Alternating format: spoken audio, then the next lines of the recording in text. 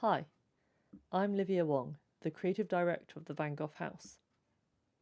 You're about to listen to an interview between artist Madeleine Pledge and Phoebe Cripps as they discuss Madeleine's contribution to our ongoing poster project on the Western Window Pane. Madeleine's poster, Join a Union, Boty, Boots, is available to buy on our website.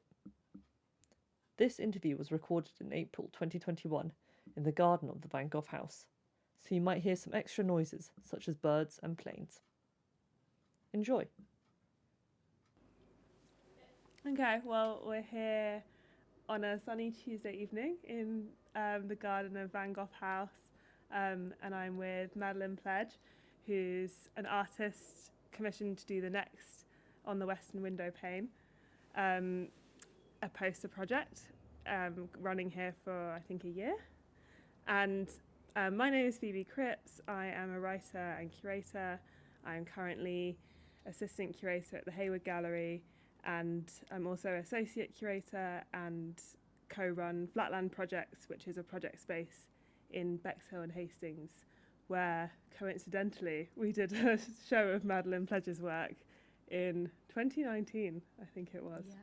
Yeah. So welcome to our conversation about this work and about Maddie's work, and probably we'll just end up a moan about politics and what you can do if you feel like all is lost in the world. So hi Maddie. Hi Phoebe. Do you want to say anything as well about your work as an artist, or do you want to introduce your work in general, and maybe then how that manifests in this poster? Sure. So a lot of the work I work primarily with sculpture, but that kind of manifests in a lot of different ways. Materials kind of tend to stem from textiles and be pulled out of kind of fashion imagery, but I work via replicas, kind of remaking works by artists like Rosemary Trockle, or remaking personal objects from the orbit of artists like Issa Genskin. So there's kind of this this lineage that kind of appears in the work again and again. I think a lot of the work kind of revolves around manifesting to some extent this kind of stretch or pull that we're all kind of subject to under the forces of capitalism. That's not necessarily something that happens in a kind of didactic way, but there's this tension in the work that I think more and more I'm kind of realising that that's where that stems from for me. And there's this like literal tension, I guess, in the post that you created, which is in some ways a collage, but it has three key points, which is this image, this photograph of Pauline Boty, and then an image of your own work, and then the slogan, Join a Union. So do you want to talk about this amazing image of Pauline? She's kind of really sassily hanging this painting. Yeah, the image of Pauline Boty is one that I've kind of had pinned up on my wall in the studio in various iterations and as my desktop background on my laptop for probably over the last year. And I really started thinking about that image more concretely kind of during the first lockdown, when we were all kind of going through this real kind of atomization. And sort of I was away from the studio, and that image was one of the things that I kind of had with me. And I think the thing that I like about that image is this kind of really glamorous nonchalance that she's got while she's hanging this painting. She's got a cigarette in her hand and her handbag over her arm, and she's sort of resting her knee against the wall.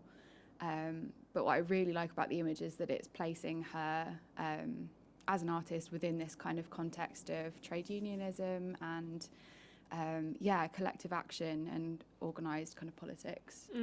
Because we should say that she's hanging the painting in Congress House, which is the headquarters of the Trade Union Congress, and this was as part of the 1962 Festival of Labour. Yeah, this exhibition that she's I love that she's hanging the painting herself. Yeah. Maybe we should start getting artists to do that. Yeah, it's just quite a sort of casual and unexpected kind of image that draws together those things. And yeah, it's also the textures in the image I really liked. She's wearing this kind of striped suit with vertical stripes, and her painting's got these stripes in it too. So yeah, kind of texturally and thematically, the image was something that I was really drawn to. And in Pauline's work in general, are there sort of lineages of that because she died like really tragically young, I think aged 28, and is there elements of her work she's often singled out as like the only female pop artist working in this country. I wondered if there's something in that for you or in your work. I don't think there's anything sort of specifically in the work that I'm referencing. It's more I'm interested in kind of how ideas around her as an artist might manifest, or kind of her as a figure perhaps more. I remember watching the kind of Pop Goes the Easel documentary that she features in a lot, and it's just this really kind of vibrant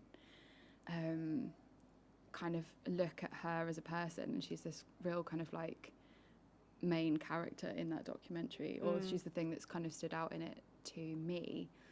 So it's more kind of her as a figure, and thinking about her, I guess, as a kind of counterpoint to all the kind of mythos around Van Gogh as well, and that kind of like isolated idea of an artist as this kind of like isolated figure, and you know, the kind of myth that he was sort of working in poverty when actually he was kind of getting a pretty reasonable wage from his work in his uncle's business. So I'm kind of interested in her as like this kind of counterpoint figure to that kind of atomization, and kind of her vivacity and her kind of presence in this space at Congress House. And also that sort of madman artist stereotype as well, of like having to suffer for your art alone in that way, and that it can be more of a collective endeavour, and you can smoke a cigarette whilst hanging your own painting. And then those amazing sort of double stripes in that photograph then obviously are really clearly echoed in your work, which is pictured beneath, which are these two pairs of unfired clay boots. Yeah, so I had kind of these two pairs out and about in my studio, sort of like once the first lockdown had subsided. One of the pairs I'd been making sort of on my dining room table, sort of while that had been going on, and then I kind of got to reunite them in the studio, and they were just kind of on my storage shelves together, and there was something about their kind of textures that just kind of automatically, I was kind of thinking back to that image of Pauline Boty and thinking of these two images together, and kind of comparing that zebra stripe that's in the pair of boots on the right, which are called Be Soft But Not Too Soft, and then the ones on the left, which are Be Soft But Not Too Soft, steep curve in brackets. And I just kind of wanted to bring those two things together in this kind of collage. Just kind of drawing those two textures together, and also kind of thinking about the boots are kind of like quite often a suggestion, or maybe connected to a specific figure in the work, or a kind of like imaginative suggestion of like what somebody might wear, or they're sometimes based on a real pair of shoes, or they're sometimes kind of partly kind of fabricated as I kind of go along. But looking at the kind of image where it crops off before Pauline Boty's feet, and you kind of imagine what shoes she might be wearing with her striped suit, I kind of wanted to kind of collide those two things together, and have the zebra stripes of the boots on the right with the stripes of the painting and the stripes of her jacket. And I think about sometimes those decisions in my work as not formal decisions but stylish decisions, which is a way that I've kind of come to think of them, because I think there's already this kind of like hierarchy or kind of element of class implied in style rather than formality, which I'm quite interested in making that distinction, where a formal decision is something that's meant to arise out of a total vacuum in this kind of like art language in and of itself. But that's a total fiction, I think. So the idea that the decisions that I make when I'm pairing things together are stylish, they kind of arise quite literally out of fashion and style, but I'm also thinking of them as kind of this thing that is located very much in relation to class and class politics, and the kind of art world we're situated in, and the kind of conspicuous aspects of that, really. Because we all come to art and making and life with some sense of style and aesthetics and the histories that are embedded within that.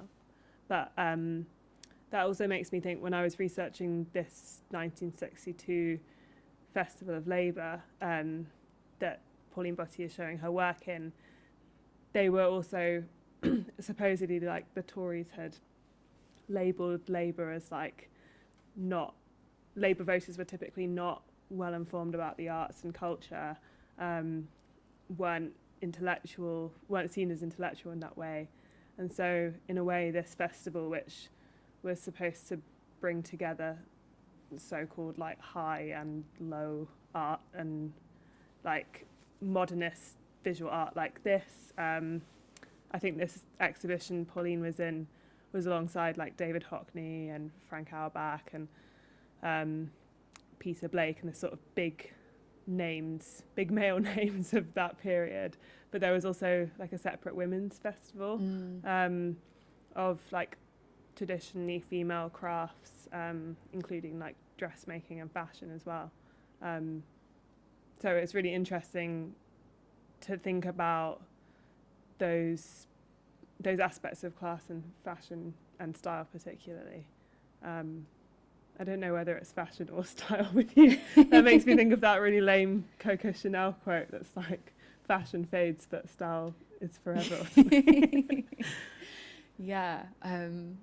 I think, I mean, the cycles of fashion are something that I'm sort of really interested in, but also thinking about those kind of political cycles, like where, you know, it's really important, the sort of connection of that image to this sort of moment when there was a kind of drive by Labour, by the left of politics, to kind of take up art as a cause of Labour again, when it had kind of been annexed as this kind of upper class concern, I guess. And that's something that the left's never really done particularly successfully, I think. There was obviously, in the 90s, we kind of had Brit culture and sort of Tony Blair's very surface level attempts to grapple with kind of culture, but that was like really a kind of co-option of those things, and and again a very kind of male side of that, a very white male side of like slice of culture, and very canny. It was about like window dressing rather than actually creating a kind of support and sort of, you know, furthering the terms of neoliberalism sort of with creativity as a front for that, really. So I think I am really interested in those kind of really quite specific political conversations that are kind of bound up in that image. And in juxtaposing the two. And then I guess there's this thing with the boots, which maybe is me reading them very metaphorically, but there's this thing with the boots and in the names of those works as well, you know, Be Soft But Not Too Soft, where when you see them on this poster and in real life, like, they are incredibly realistic. Like the texture, especially because the zebra print ones have this kind of furry texture to them. Or like hairy, like, you know, zebra fur. But they're obviously clay, and because they're unfired, they're like incredibly fragile. So they look like deliciously inviting, like the folds of those wrinkles on the cowboy boot, but if you were to put your foot in it, it would like completely destroy the work. So they exist in this kind of moment of constant potential, I suppose. And like with the slogan, it's like makes you think of taking a stand, but you can't quite do it yet. I think of the boots quite often as like a point of entry into the work, quite literally, because they have this kind of aperture that invites maybe the entry of a viewer's foot, but obviously that kind of way is like materially blocked. Like you couldn't fit your foot inside there. They are kind of like open at the top, but it doesn't go all the way down. But thinking about them as sort of points of entry feels quite important, I guess, with the kind of invitation to join a union. And yeah, I guess we should kind of talk about that phrase more specifically, because it kind of seems like something a bit a bit maybe strange to just decide to put on the poster. But I kind of wanted the poster to be something that could speak to anybody going past outside. I think coming out of the kind of political time that we've been in, I didn't really want to just present my work to the outside world without there being something that maybe anybody could engage with. So I think from within this kind of really atomizing context that's kind of solidified a lot of the kind of things that there are to kind of resist and work against. It felt like the most useful thing that I could say would be to join a union. I think, party politics is always, and at the moment feels like a very kind of fraught terrain where it doesn't feel like the needs and interests, to me at least, of the many are being kind of furthered. So I think unions are a really important point of struggle, and it does feel like that is something that is resurgent at the moment. And within the art context as well, that's something that feels like it might be kind of coming back round again. Like there was a moment sort of between, I think it was like 1972 and 1983 when there was an artist union that very explicitly their motive was to kind of reclaim art as a terrain of class politics and find solidarity and build solidarity between artists and workers. And I think that's something that's kind of really gone missing at different moments, and particularly from the 80s through to now when the union folded and it became a lot more, the art world became a lot more kind of closed and neoliberal in its thinking, I think. An individual. Really. Yeah, exactly. It's like, not just that you want to look out for yourself, because there are those communities of support there, but you have to find them, or you have to be invited into them, and even when you have found them, it often feels like there's nothing you can do, or that the powers that you're, even just to make enough money from your work to live and eat, it feels like that's too difficult to do sometimes. So, that's really interesting. I didn't know that union existed. I find it quite interesting kind of comparing that with like Artists Union England, which exists now and feels very much like a kind of professional body that's there to I guess offer a backbone to kind of specifically kind of art-based and artist-based kind of problems. But I think that kind of political agitation that is kind of what we all really want and need kind of does exist in the sort of younger unions that are kind of becoming quite important, I think, in the struggles that are going on. Like United Voice of the World has a cultural workers section, and that's a kind of coalition between like migrant workers and precarious workers of all kinds, which I think is really quite an amazing thing, and is sort of where artists belong, really, or art workers as well. I think, we're operating within a terrain that is really exploitative and you don't make any money from unless you're exceptionally lucky or have the kind of staying power and longevity that generational wealth gives you. I think it's hopeful that those kind of coalitions are the kind of way that things can be kind of pushed forward. And then I guess it's getting those recognised by by who you're working for, by galleries and museums. Because where I work at the South Bank Centre, there are 2 recognised unions,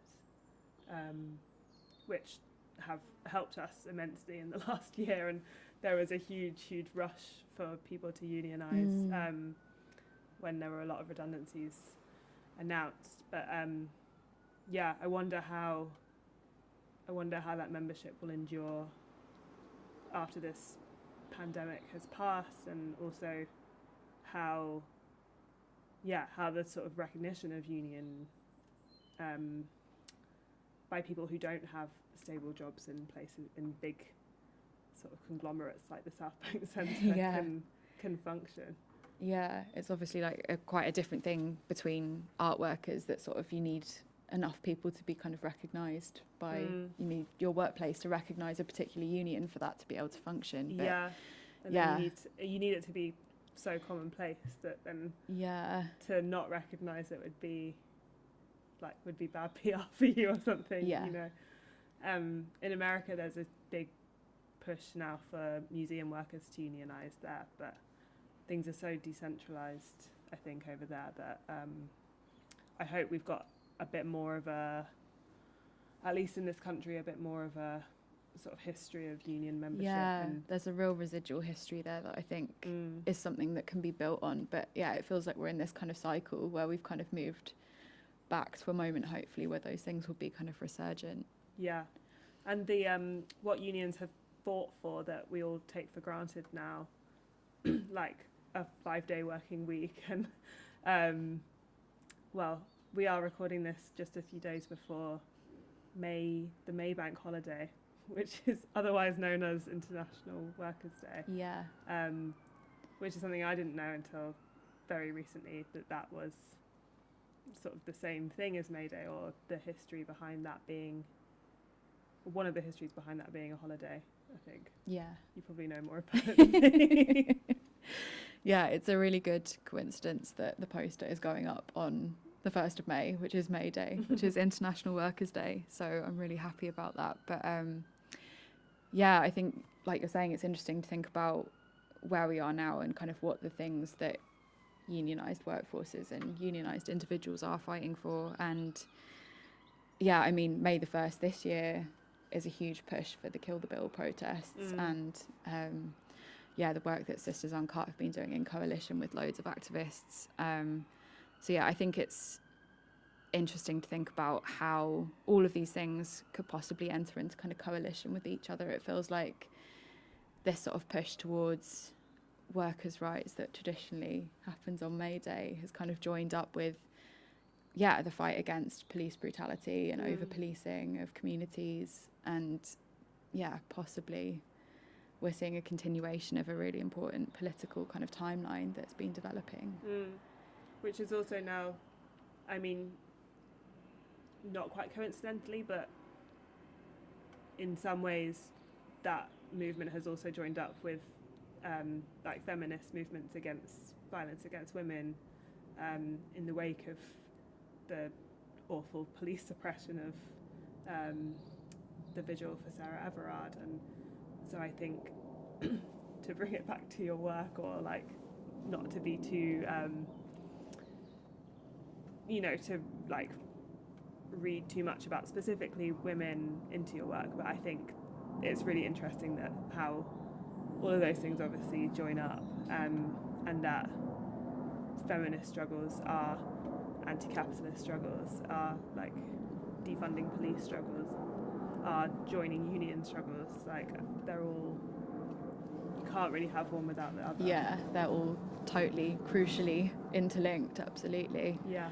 But yeah, I think the sort of presence of women artists in the work, I never think of it specifically as being female. It's sort of an opposition to a canon rather than, and obviously so many of those names that I end up kind of referencing and pulling into the work are in themselves in one way canonical in a sort of the time that we're working in now, but nonetheless they're kind of like in opposition to a very recent history of particular ways of making work. And but it's so interesting as well in saying that how quickly a name seems to become canonical. I mean, like Pauline Boty, she died really young, and she didn't leave a huge amount of work, and she had I think a couple of exhibitions within the last 10 years which have like refound her work and presented it to the public, and then featured in one of the Ali Smith books, and then it's almost like now she becomes a canonical figure. Yeah, but she's still, sort of been pulled into this canon that's being kind of remade. But yeah, no, I think it's interesting and important to say that it's not specifically female, but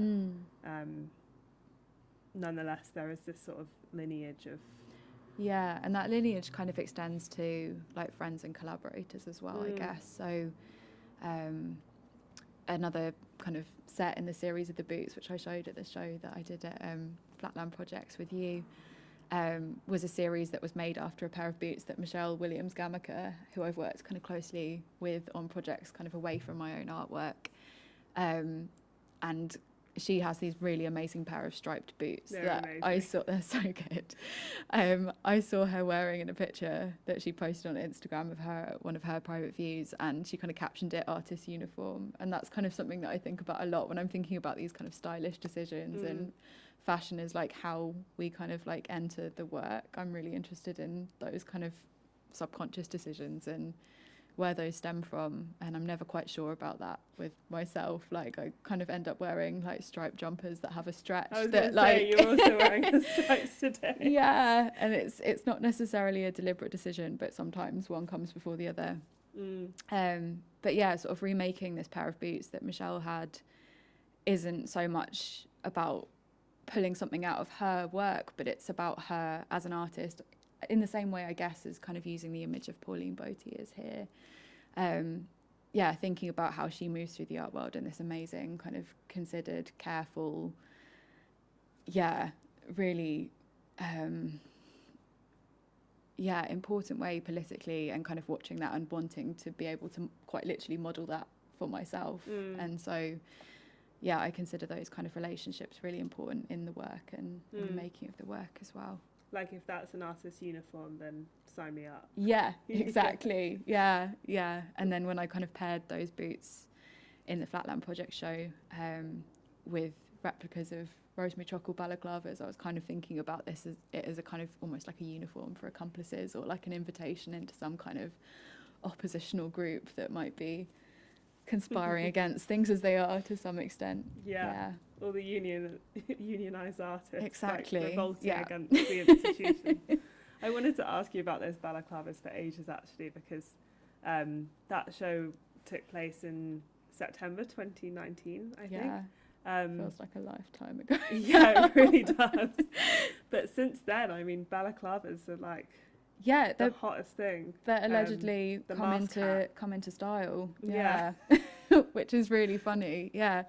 I quite often end up just buying magazines to kind of like leaf through them and maybe pull something out, even if like it's quite often words. So like "Be Soft But Not Too Soft," the title for the boots came out of Vogue magazine. It was just, I can't remember in what context it was, but I'm quite interested in those little scraps of language and how they relate to bodies or clothes. On those pages where they like scrap almost, like, or in the sort of like quite strange like throwaway like bottom left hand corner caption for like a look. But it was really funny sort of like after that show, gradually, especially over lockdown, kind of seeing like articles come up about balaclavas and obviously, you know, there's a huge amount to unpack there in terms of what that means for me as like a white woman to be. There's something that, like a hoodie, you know, has a specific connotation depending on who's wearing it, and there's this very heavy kind of history of violence and like things like the Bader-Meinhof group and things. There's like a huge amount of kind of stuff about resistance and retaliation and violence in there that, you know, I'm very mindful of with the work, I think. So I guess I also was thinking about we're actually looking at the posters that you've made for this project now, and they're in these two delicious pink and yellow colours, which is really reminding me of the show that you did in Hastings, Stretch, and around the kind of physical border of the gallery, which is probably important to say. Our gallery used to be located in this underground skate park with this kind of amazing and former swimming pool. It was this Victorian bathhouse originally, and that's this kind of huge concrete underground space that's been turned into a skate park, and the gallery sits like literally alongside the skaters. So you played a lot with that tension between like literal flying people next to you on BMXs, and this sort of precious, quiet, slow like nature of looking at art. and you stretch this fabric around the border of the gallery and pinned it with these pins that wash up along the shores of the Thames in like Deptford and Poplar and places, I think. Yeah. You mudlarked. Yeah, so I didn't want to kind of initiate this real barrier between the two spaces. When I visited the space, I was actually really kind of excited by this movement on the other side. I think there's something sometimes about the kind of quiet that you expect to kind of like hold while you're looking at artwork. There's something that I find a little bit disturbing about that sometimes. So having this kind of really unprecious movement and kind of bodies in motion on the other side of the space was something that I really enjoyed. So yeah, I'd been thinking for quite a long time about kind of literally initiating like a stretch in a space, and this kind of felt like the perfect opportunity to do it because the space was really long and narrow and kind of like confined to kind of like one side of this former kind of swimming bath, and it had columns all the way along it. So I kind of took these bands of pink and yellow elastic and kind of wrapped them round the columns and held them all in place with these pins that are, I think mostly the ones that I'm finding are probably Tudor. But yeah, they kind of wash up at various points along the Thames because clothes sort of between the 14th and 17th century were all basically pinned together. So like sleeves and bodices would be pinned together. Veils were held in place with like really intricate hairstyles. So there's all these kind of different sized pins that wash up, and they have these really specific kind of forms where the head is made from like wrapped wire and then they're kind of soldered together. Yeah, they're these really amazing objects. I kind of think of them as things that kind of held in place hierarchies in a way, because it was kind of wealthy women that had much more of them on their person because they had much more elaborate and complicated outfits. So they were kind of like literally bristling with pins, and they were dropping off women as they were like jumping on landing stages to kind of cross the river, or so these really specific objects that relate hugely to like a specific kind of economy that was going on. They're kind of like these things that have been like literally loosed from like a whole kind of economic cycle and this relationship to fashion at the time, and the kind of social hierarchies that fashion kind of represented and held in place. And yet the fragility of that at the same time, like it can all fall apart. But yeah, I kind of, thinking back to that pink and yellow, I was like flicking through Vogue, and there were a pair of adverts. I think it was actually Louis Vuitton adverts in like the recent kind of cycle of last few months of Vogue magazines, and there was a pink one and there was a yellow one, and I kind of just couldn't resist that sort of relationship back to those stretches and that stretched elastic. So yeah, I kind of wanted to, thinking about the boots and thinking about the Pauline Boty image, I wanted to kind of push them back into this kind of template that is something that I quite often draw out from.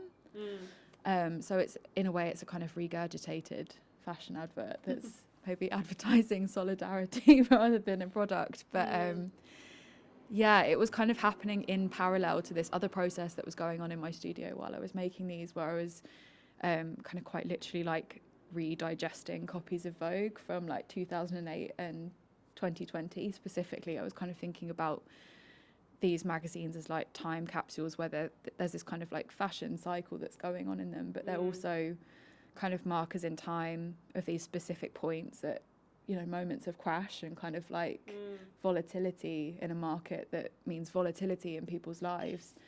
And I was quite literally shredding those, soaking them in water to kind of digest them, and then making them into these aggregates with kind of leftover clay from the process of making the boots, and either calcium powder or activated charcoal powder. So some of them are kind of off-white and some of them are a grey colour. And then those themselves are kind of impressed with some of the stretches from Flatland Projects. So they're kind of after images of those stretches. So there was that process going on while I was making these. So they're kind of like opposite actions in a way. I was pushing these images back through that kind of like frame and that lens, and at the same time sort of ripping up and shredding and digesting issues of Vogue and pulling this kind of other thing out of those. That's really interesting. I didn't know you were making those works. It's really cool. It makes me think of like, I probably started reading Vogue in 2008, and like, to look back at those now is like a real frozen time in your life. Yeah, and they're very different objects. Obviously, like Vogue under Alexandra Shulman and Vogue under Edward Enninful are completely different objects. And, you know, there's this kind of crucial change that's happened, but nonetheless, it's still Vogue. British Vogue is still, you know, this kind of instigator of like a kind of idea of progressive neoliberalism now, as opposed to this kind of like aggressive capitalism. It's like slightly shifted, but it's still this kind of very specific political kind of modality that's going on there. And so, in such a visual and visible way, that sort of, it makes me think again of the boots and the taking a stand, and even the sort of posturing of Pauline Boty in that image of like, she's captured in the photograph like mid-hanging. So there's a sort of like activeness to the image and to her painting. That is quite like those issues of Vogue, actually. I guess specifically recently, of like this the way that politics has moved on, and perhaps late capitalism and identity politics specifically, of like having to so visibly like posture your activism in a way.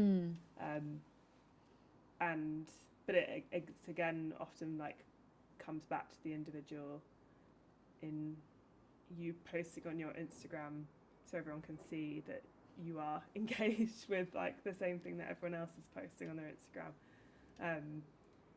which is why I think this is such a great message, because it's about doing something more than that, and it's about joining together rather than like just I think those moments of solidarity are quite like elusive, I think, in the art world. Like, I think there's so much kind of brilliant programming that happens, but things kind of pop up and then they kind of dissipate quite quickly. Like, there'll be a really great talk and you'll think, yes, I kind of really agree with everything that was said, but the actual kind of change that I think we all really crave is like quite an elusive thing.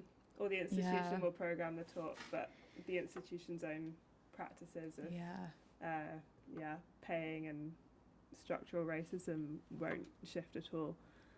And the funding will be coming from means that are like directly in opposition to what was said in the talk.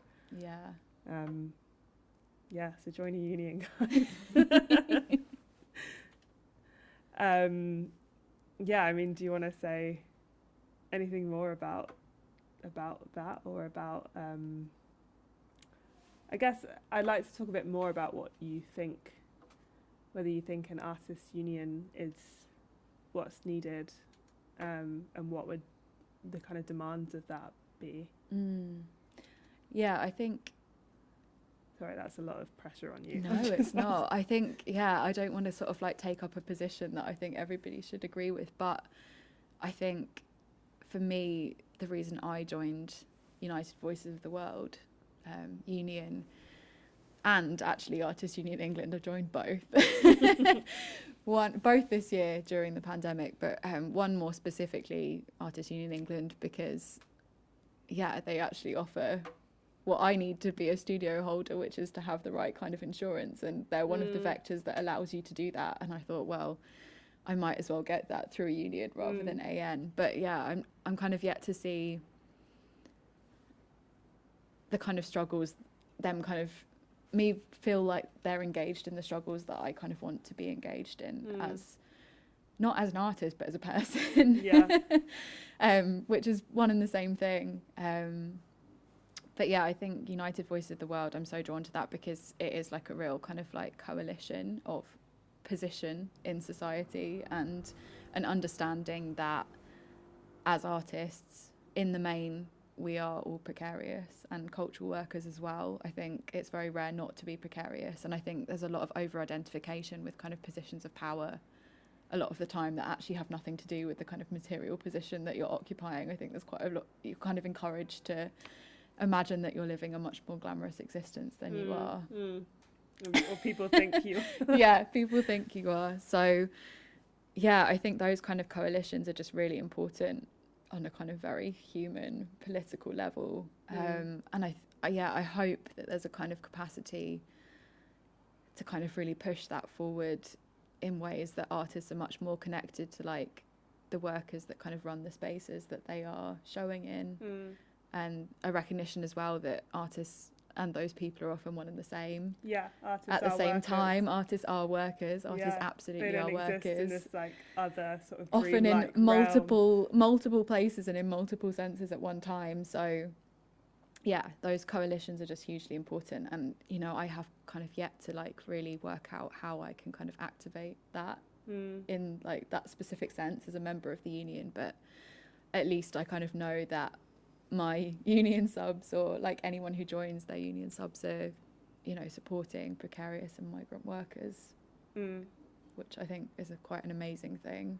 Yeah. And yeah, I'd like to see Artists Union England kind of go back to the roots of the original Artists Union much more and become a kind of political campaigning body, I suppose, that is looking a lot more at kind of material circumstances and the politics that kind of shape the role of artists. And it's about imagination, I often think, like, and in a way going back to what you were saying earlier about Blair and that sort of co-opting of one very specific type of culture. We've just had such a historic like undervaluing of not even just art and culture in this country, but imagination and the power to, I mean, obviously in like education, more imaginative, the privileging of like maths and science. Yeah, and not seeing which those has been things a kind as of huge drive under like the coalition and the Conservatives. Totally. Since, yeah, and not seeing those things as imaginative, which they obviously are as well. Seeing them as like this sort of like hard, fixed, objective science.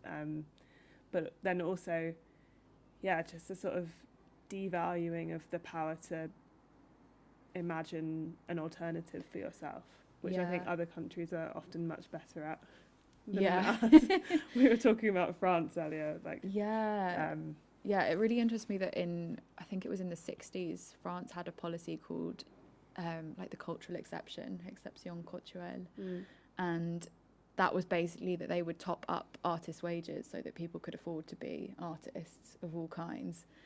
But obviously there's something really divisive about that, like saying that that's something that artists deserve and maybe other people don't. So in one way it's like a kind of a brilliant policy, but it's also again kind of enacting this separation between artists and workers that just doesn't exist. It shouldn't exist. So, you know, a sort of like specific UBI for artists, which is something that makes me really suspicious, this idea that sort of having that imagination makes you deserving of that kind of cultural contribution from a government, when actually we should all just be able to, you know, be stable enough to make the choices to work in whatever sector and whatever way we want to do. Yeah, and it's the sort of privilege, but also maybe the duty of artists to help reawaken that imagination. Yeah, to kind of understand our own precarity as a kind of vector through which to call for an end to precarity for everyone, really, I think. I think that's a really beautiful way to end, and to think that, that is literally what you're asking people to do, or actually instructing people to do. Join a union, and the poster will be facing out onto a street, a public street, which people will read it on. Yeah. Thank you so much. Thank you, Phoebe.